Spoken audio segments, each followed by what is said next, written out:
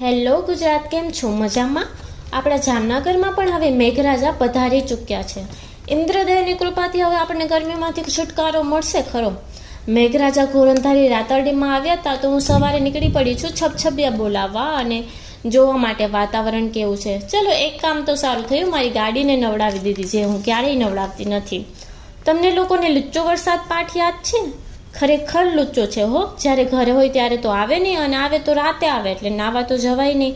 અને જ્યારે નોકરીએ જવાનું થાય ત્યારે જ આવે, ધોધમાર આવે, અને મારો હારો ત્યારે જ આવીને ભીંજાવે, અને એ પણ એકલો તો આવે નહીં, વીજળી અને કડાકા ભડાકા સાથે જ આવે, જેમ કે આપણને બીવડાવવા આવ્યું હોય ને એવું.